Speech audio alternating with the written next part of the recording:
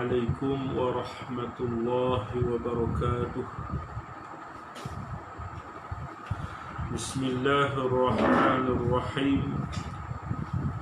الحمد لله الواحد القهار العزيز الغفار مكور الليل على النهار تذكرة لأولي القلوب والأبصار وتبصرة لذوي الألباب والاعتبار الذي أيقظ من خلقه من اصطفاه فزهدهم في هذه الدار. أشهد أن لا إله إلا الله وأشهد أن محمدا عبده ورسوله. اللهم صل وسلم على هذا النبي الكريم وعلى آله وأصحابه أجمعين. أما بعد. Alhamdulillah, pertama dan selamanya marilah sama-sama kita melafazkan sebanyak-banyak kesyukuran pada Allah Subhanahu wa taala di atas segala limpah kurniaan Allah Subhanahu wa taala kepada kita semua. Pada malam ni sama-sama dapat kita meneruskan pengajian kitab Bughyatul Tullab, sambungan daripada bicara puasa, hukum hakam yang berkaitan dengan puasa. Mudah-mudahan kita semua dirahmati dan diampuni oleh Allah Subhanahu wa taala. Muslimin muslimat, sidang penonton yang dirahmati dan dikasihi Allah, sambungan daripada juzuk yang kedua, muka surat 118 ni. Juzuk yang kedua, muka surat yang ke 118.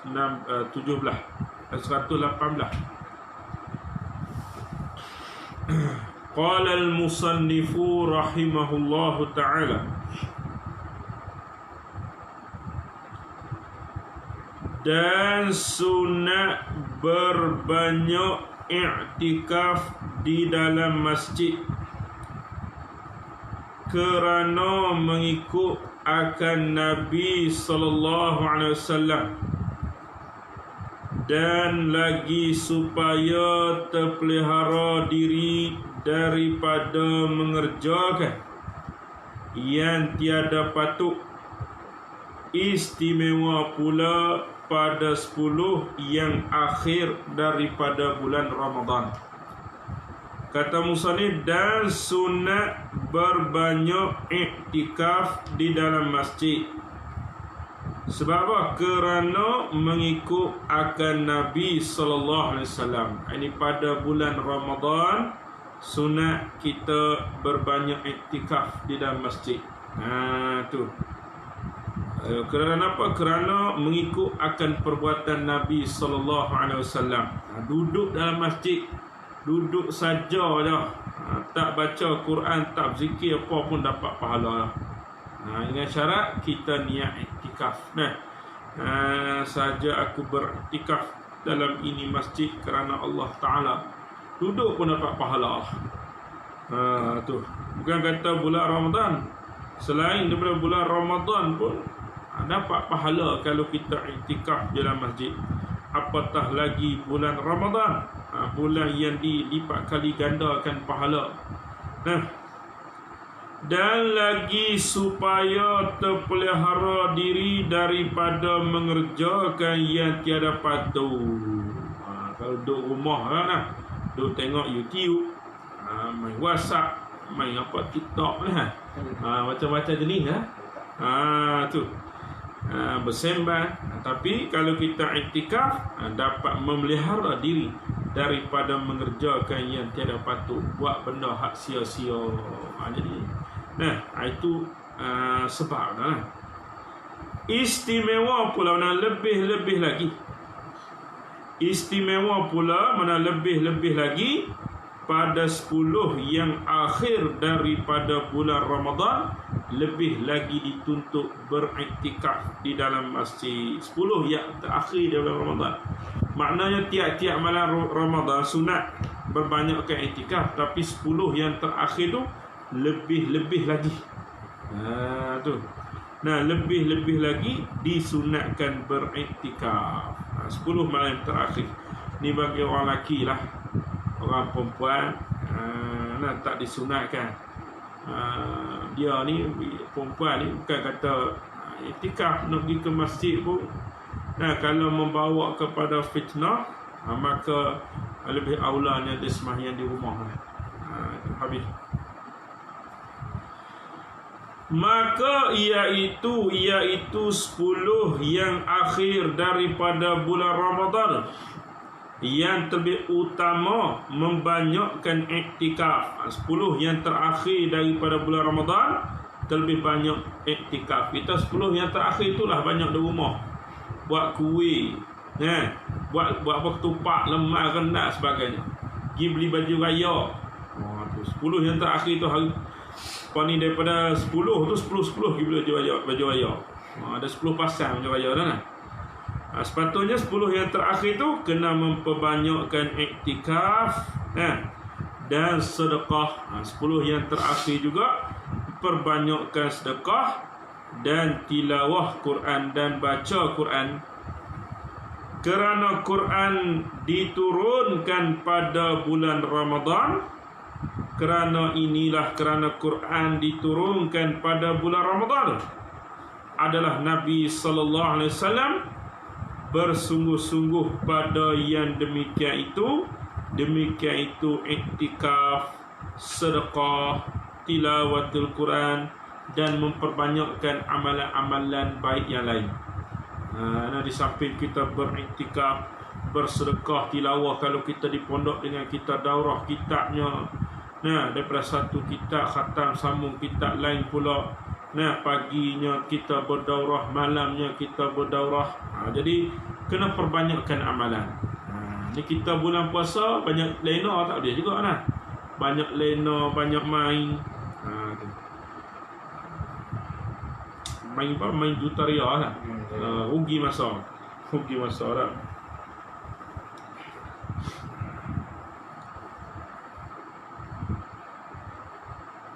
Itu kata dia, kerana Quran diturunkan pada bulan Ramadan adalah Nabi sallallahu alaihi wasallam bersungguh-sungguh pada yang demikian itu iktikaf, sedekah, tilawatul Quran di dalam 10 yang akhir daripada Ramadan itu, terlebih-lebih ijtihadnya Nabi, bersungguh-sungguhnya Nabi 10 yang terakhir daripada bulan Ramadan. Bukan kata bulan lain tak payah iktikaf, bulan lain tak payah sedekah, bulan lain tak payah bayar cedah. Tak, nak ceritanya lebih-lebih bersungguh lagi pada bulan Ramadan. Tu setahun sekali je bulan Ramadan ni. Daripada yang lain, daripada bulan yang lain, nyonya Ramadan. Daripada yang lain, daripada bulan yang lainnya, lain daripada Ramadan, maka bulan Ramadan ni lebih bersungguh beriktikaf, bersedekah, tilawatul Quran. Kalau bulan lain kita baca sehari 1 juzuk, bulan Ramadan 2 juzuk. Lebih Kalau lah bulan lain kita baca sehari semuka, bulan Ramadan kita baca lah sampai 5 muka, tambah.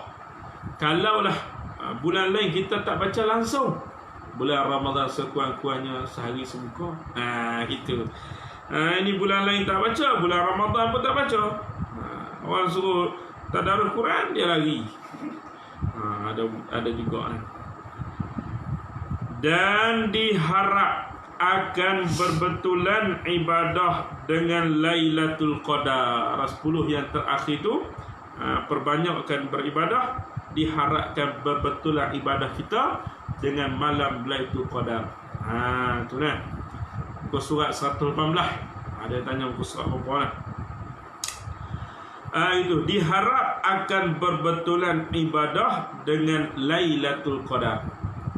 Iaitu Lailatul Qadar tertentu ia iaitu qadar pada 10 yang akhir daripada Ramadan, mengikut pendapat ulama'nya macam itulah. Walaupun tidak ditentukan mana-mana Ramadan, tetapi pendapat ulama'nya 10 yang terakhir daripada bulan Ramadan. Jadi kita bersungguhlah. Bukan kata satu Ramadan tak bersungguh, tak lah. Semua kita harapkan supaya ibadah yang kita lakukan tu berbetulan dengan Lailatul Qadar yang disebut Lailatul Qadri khairum min alfi syahr. Malam Lailatul Qadar itu lebih baik daripada 1000 bulan. 1000 bahagi 2 berapa tahun ni? Tu yang set tu, cuba kali lah. 1000 bulan bersama dengan apa? 1000 bahagi 12. Kalkulator tak ada? 1000 bahagi 12. 83 tahun. Tu. Lailatul Qadri khairum min alfi syahr. Malam Lailatul Qadar tu lebih baik dari 1000 bulan. Bersama dengan 83 tahun. Tu dia. Kalaulah ibadat kita berbetulan dengan malam Lailatul Qadar. Allahu Akbar. Dan tiada tertentu pada satu malam daripadanya 10 yang akhir, hanya berpindah pada satu malam kepada malam yang lain pada tiap-tiap tahun. Tak tahu malam mana. Kerana itulah, kalaulah Allah Ta'ala bagi tahu dah malam ni malam tu qadar secara tentu, pakat malam tu je lepas ibadat, malam lain tak buat dah. Itu rahsia lah. Tetapi telah cenderung orang tu bulatkan. Itu lebih. Orang tu kita bulatkan. Itu kalimah yang lebih. Tetapi yang cenderung oleh Imam Syafi'i, itu orang tu kita bulatkan. Tetapi yang cenderung oleh Imam Syafi'i, tertentu ia mana? Ia Lailatul Qadar pada malam yang 21. Imam Syafi'i kata malam Lailatul Qadar tu ialah malam yang ke-21. Tu. Ini kata Imam Syafi'i. Imam Syafi'i kata Imam Syafi'i kata tertentu ia malam itu qadar pada malam yang 21, iaitu malam 21 tu yang terlebih diharap kepadanya Imam Syafi'i daripada malam yang gasal 3 likur mana 23, atau 7 likur yakni 27, atau 9 likur yakni 29. Jadi 21, 23, 27, 29. Malam yang gasal, itu lebih diharap berlakunya Lailatul Qadar. Maka adalah Lailatul Qadar itu terhingga dalam 10 yang akhir daripada bulan Ramadan itu, atas yang dimu'tamad oleh Ibnu Hajar dan Syekh Ramli. 10 yang terakhir. Jadi tak tentulah malam mana-mana. Kita 10 malam terakhir itu dah mula malah dah nak beribadah. Kalau tarawih itu satu Ramadan penuh masjid. Sampai di kaki 5 penuhnya. Mari sampai separuh Ramadan dah, tinggal 3 saf lah. Kemudian tinggal 2 saf. Kemudian tinggal 1 saf. Lah kali dia terbilang untuk imam. Itu malah buat ibadat. Dan disebut pada Tuhfah ni dalam kitab Tuhfah. Dan disebut pada Tuhfah, yakni dalam kitab Tuhfah, jikalau berkata seorang bagi isterinya. Dalam kitab Tuhfah kata, jikalau berkata seorang bagi isterinya seorang, tu dia kata lagu mana? Anti qalikun fi lailatul qadri.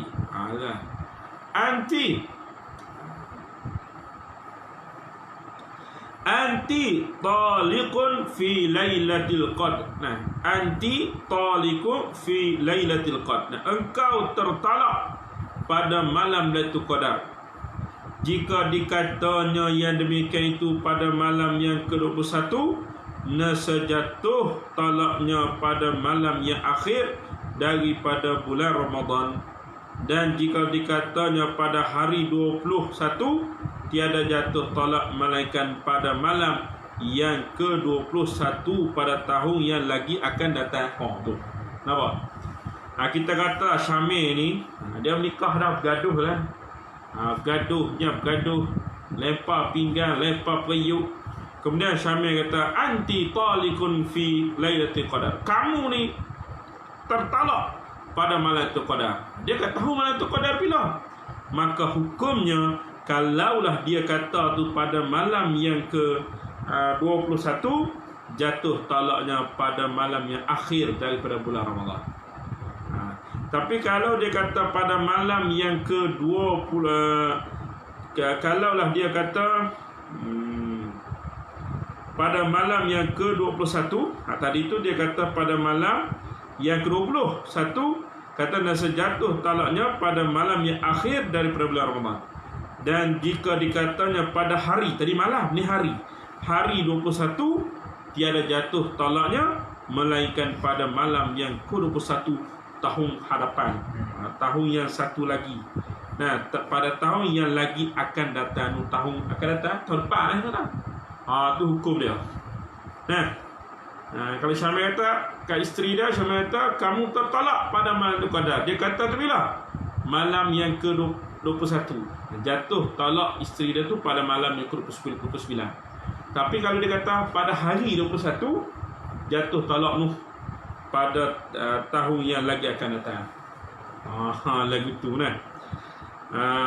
Itu salah nah, salah kita nak melafazkan talak ni, salah di undang-undang, kena lafaz talaknya di mahkamah.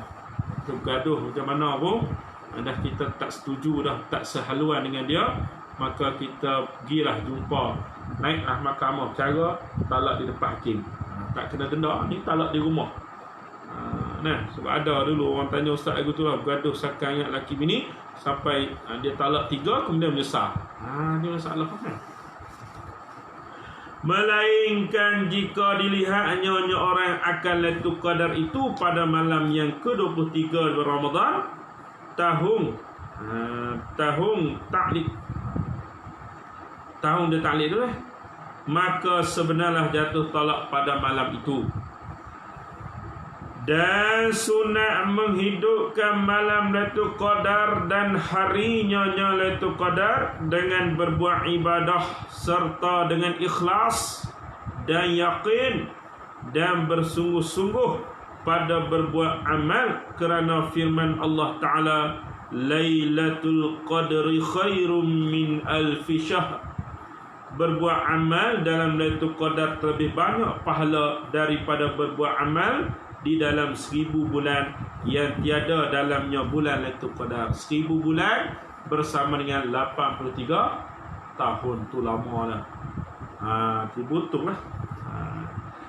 Jadi Tuhan rahsiakan malam Lailatul Qadar, tak tahu malam bila. Cuma ulama berpendapat macam tu dah, malam yang gasal, 10 malam terakhir malam gasal. Jadi kita beribadah tiap-tiap malam. Nah, kalau kita duduk pondok ni, kita dengan mengaji kitabnya, mengajar kitabnya, dengan bertadarusnya, bermuzakarah kitabnya dan sebagainya.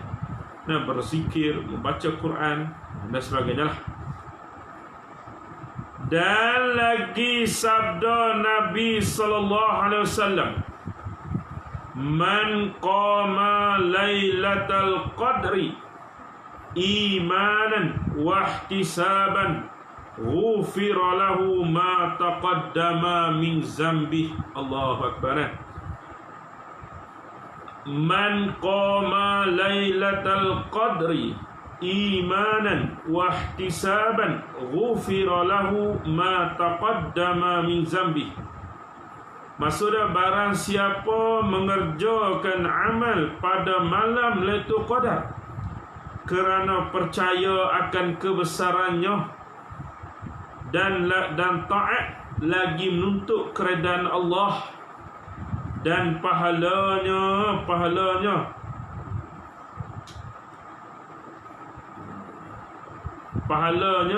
menuntut keredaan Allah, tiada kerana riak dan seumpamanya. Nescaya diampun Allah baginya bagi barang siapa, barang yang telah terdahulu daripada dosanya barang siapa. Ini kelebihan kelebihan beramal pada malam Lailatul Qadar. Dan sunat pada malam Lailatul Qadar membanyakkan membaca Allahumma innaka afuwun tuhibbul afwa fa'fu anni. Allahumma innaka afuwun tuhibbul afwa fa'fu anni. Banyaklah sebut tu. Maksud dia, hei Tuhanku, bahawasanya Engkau jua yang mengampun akan dosa, lagi kasih akan ampun, maka ampun olehmu dosaku. Tu kita banyak sebut tadi. Allahumma innaka afu tuhibbul afwa fa'fu anni. Banyak sebut tu. Mudah kan, pendek. Kerana Nabi SAW adalah ia Nabi menyuruh akan Siti Aisyah membaca doa ini pada ketika Lailatul Qadar itu. Dan apabila melihat orang akan Lailatul Qadar, sunat baginya orang menyembunyikan dia akan Lailatul Qadar tu. Jangan bercerita. Bila kita bercerita benda-benda rahsia ni, kadang-kadang kita tak boleh nak hebahkan kepada orang lain. Kita mimpi jumpa dengan Rasulullah, kita cerita kat orang, kata alamu mayan jemaah malah muji puasa bukan cukup, alah jumpa dengan Nabi. Orang akan pelakir, dia fitnah pada kita. Jadi kalaulah kita berjumpa dengan Lailatul Qadar, kita senyap ataupun kita nak cerita dengan orang yang betul-betul percaya, yang tidak menimbulkan fitnah pada diri kita sendiri.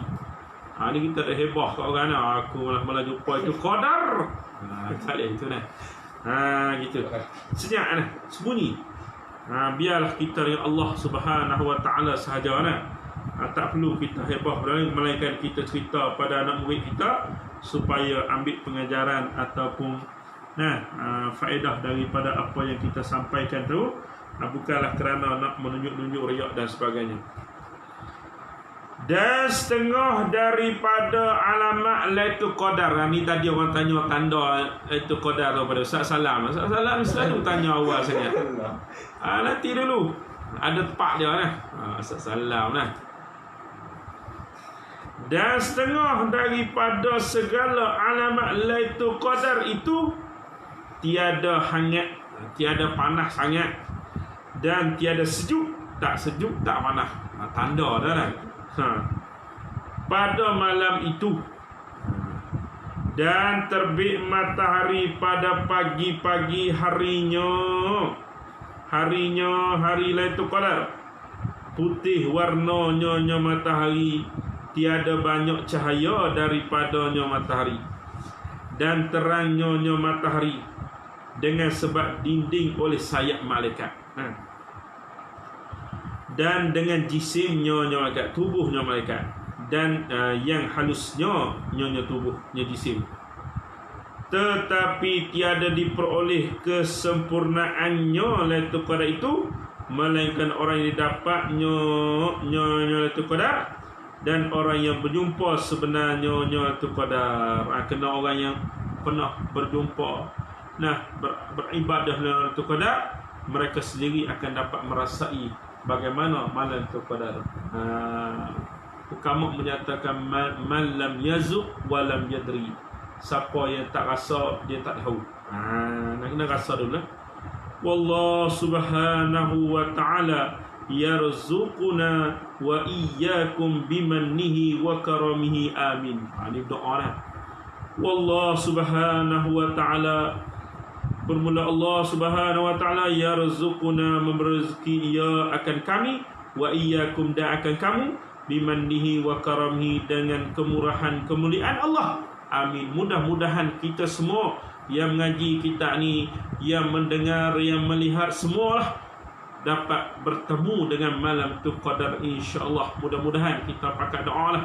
Nah, di situlah kita berdoa kepada Allah Subhanahu Wa Taala.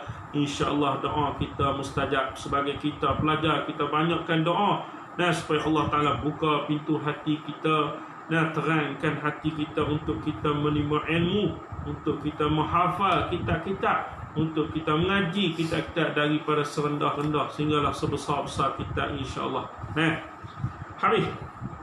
Kemudian apa lagi? Kemudian kata musannif rahimahullahu taala,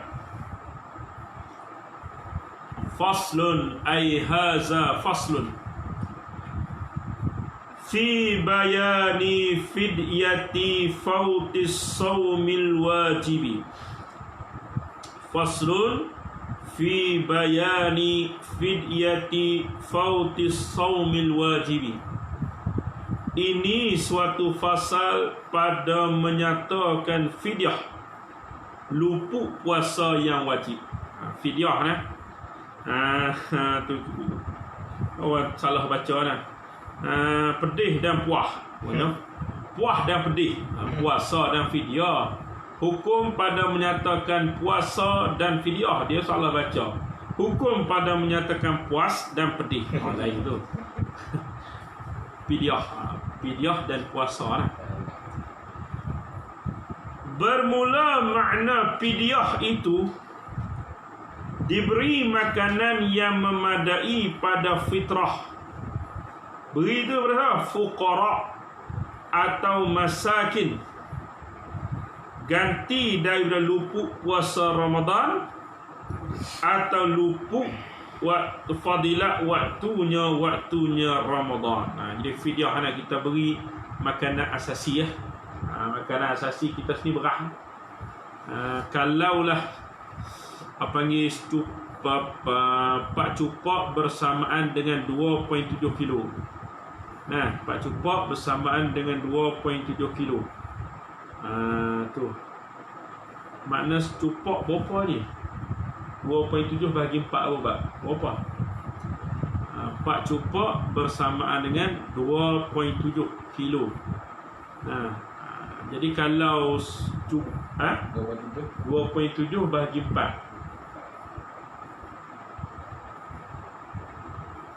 675 gram.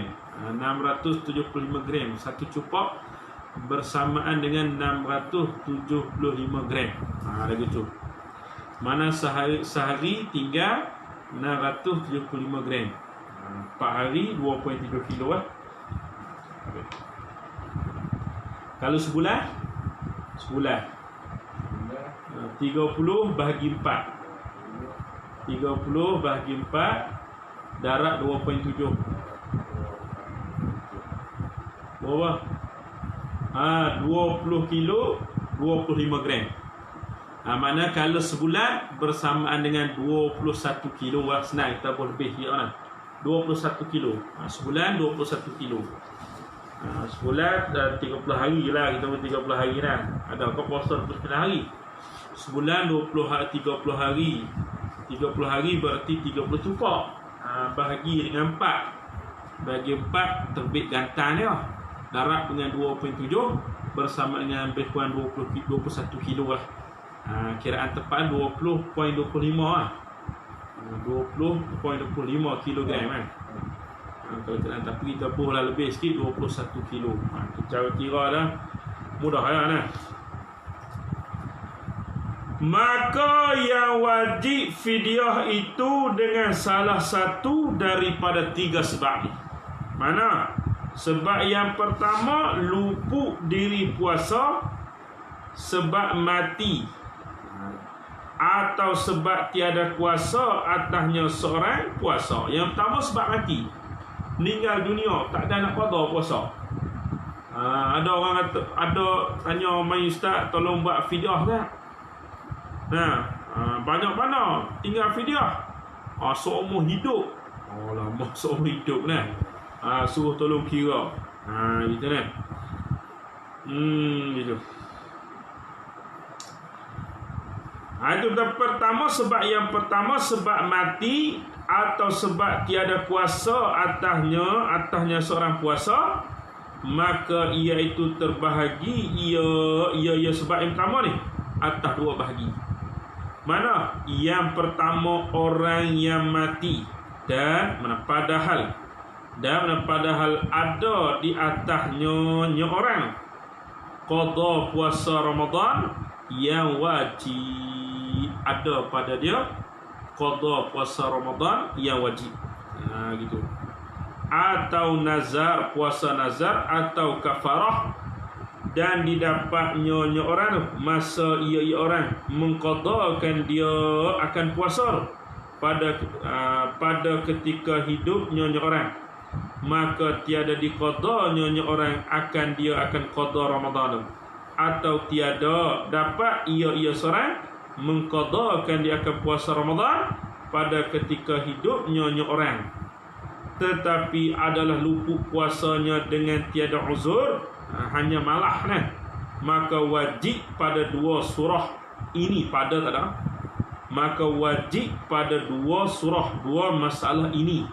Masalah yang pertama, didapatnya masa ia mengqadakan pada ketika hidupnya, maka tiada diqadanya akan dia. Yang kedua, atau tiada dapat ila akhiri.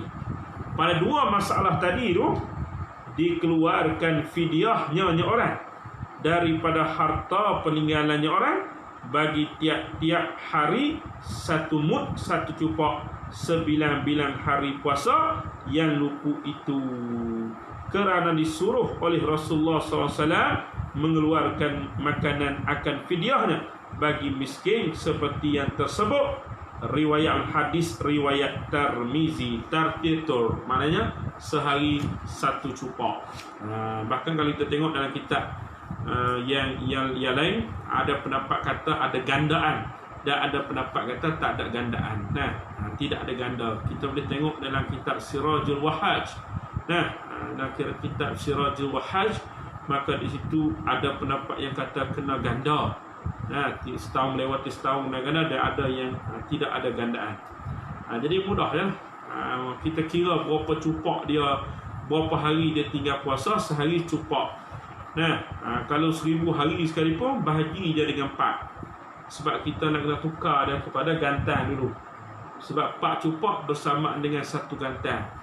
Kemudian kita darab sahaja dengan 2.7 kilo. Kerana apa? Kerana 4 cupak bersama dengan 2.7 kilo. Atas 1 kira macam itulah. Jadi jangan getar, jangan gementar. Kerana kita budak-budak rasa kira fidyah dah mula jadi blur mudah ya kalau dia kata seumur hidup tak puasa, kita tanya bila umur dia balik. Kalau tak tahu juga, kita ambil lah umur yang ghalib, ialah berumur 15 tahun. Tolak umur 60 tahun, tolaklah 15. Tolak 15 berapa tahun ni? 60 tahun tolak 15 berapa? Berat bunyi. 55. Betul, gaji 55 tu 5 tahun. 45. Kalau 60 tahun tolak 15, 45. 45. Darat dengan 30. Darat dengan 30 berapa? 1350 cupak. Bahagi dengan 4. Darat dengan 2.7. Bersama dengan 912 kilo. Satu time berapa? 1000 kan? Maknanya kalau 45 tahun dia tinggal puasa, 912 kilo. 912 kilo. Dekat satu tan 1000 kilo kan. Ni 912 kilo. Tu banyak lah. Tinggal puasa kan. Habis. Atau fidyah orang meninggal dunia mana kan.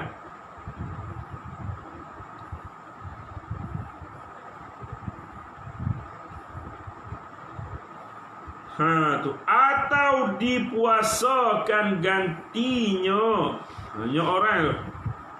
Atau dipuasa gantinya, ganti puasa, atau dipuasakan gantinya puasa daripadanya orang mati oleh keluarganya, jikalau tiada berwasiat oleh mayat itu akan keluarga sekalipun.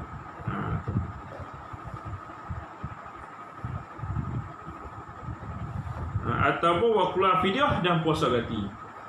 Itu tak apa kan? Dan jikalau keluarganya yang bukan asabahnya sekalipun, dan yang tiada mewariskan dia tu sekalipun, atau dipuasakan daripadanya yang mati orang yang helak, yang tak ada kena-kena dengan wasiatnya si mati tu, atau dengan izin keluarganya si mati, dengan upah atau tiada dengan upah. Kerana sabda Nabi sallallahu alaihi wasallam, man mata wa alaihi siyamun sama anhu waliyuhu. Man mata wa alaihi siyamun sama anhu waliyuhu. Barang siapa mati, ia barang siapa dan ada atasnya barang siapa puasa yang wajib, hendaklah mempuasakan daripadanya barang siapa tu, oleh walinya barang siapa, yakni keluarganya barang siapa. Riwayat Bukhari dan Muslim. Jadi au tu lima ni'atil khului.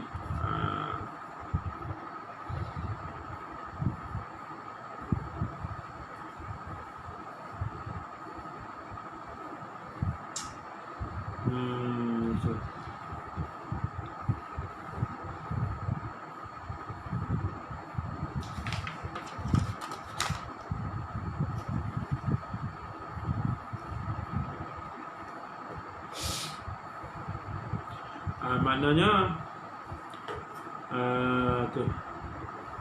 sama ada dia membayar fidyah ataupun dia berpuasa,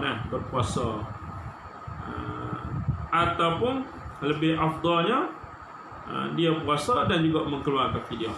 Itu di atas wali dia, di atas waris dia, ataupun mereka diwasiat.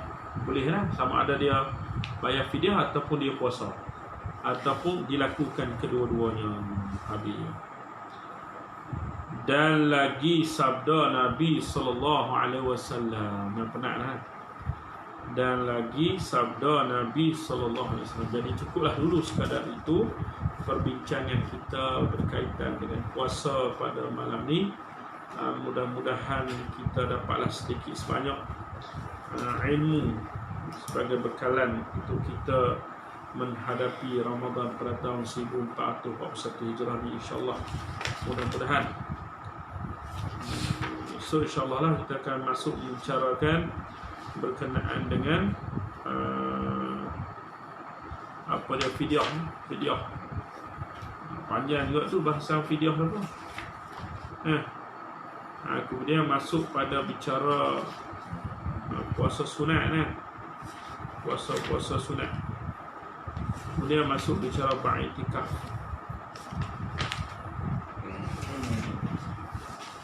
Allah subhanahu wa ta'ala alam. Aqulu qali hadza astaghfirullah al-azim li wa lakum wa lisairi muslimin wa muslimat. Assalamualaikum warahmatullahi wabarakatuh. Wallahu a'lam.